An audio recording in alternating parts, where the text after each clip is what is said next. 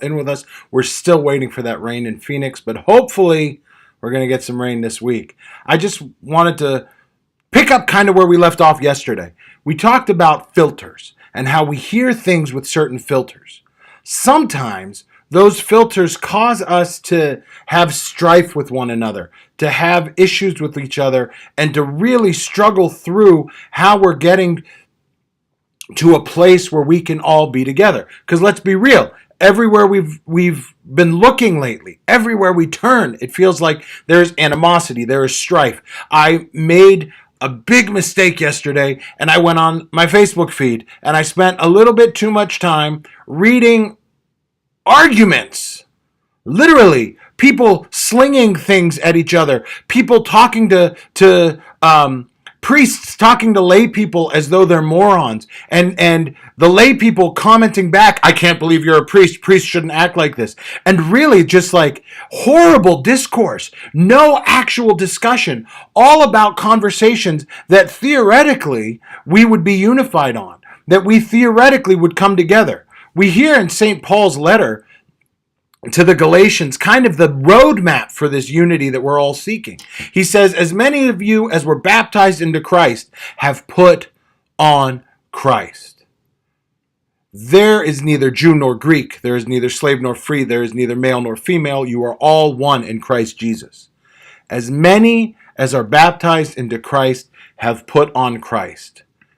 What does it mean to have put on Christ? So that we can get to that unity. Does it mean that we adopt the Christ that we think that we have heard through our filters? Does it mean that we adopt a Christ that we have created, a Christ that we want to look like us?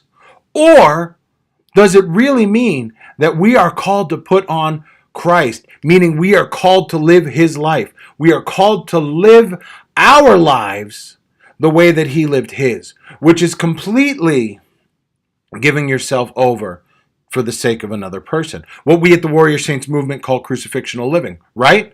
That means then that even in our attempts to find unity, even when we have kind of some of that disunity, we have to find ways to have actual discussion with one another, to have polite discord, to have like conversation, good discourse that actually maybe won't solve all of the problems in the world, but it won't create more. It won't create more issues because we're fighting with everyone else. Remember, we keep putting ourselves into these camps based on our filters, based on what we hear, based on what we want things to be.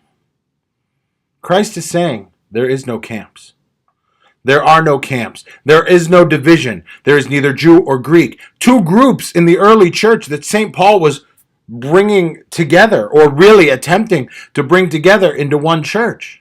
So for you and I, the reality is the same. We are called to get out of our camps and strive through our baptism into Christ, in which we have now put on Christ, to find unity, oneness in Christ Jesus. Whether it be through conversations that are polite at the very least, and actually working towards the same goal without an actual presupposed agenda, but actual true openness, or just coming and saying, hi, how are you doing?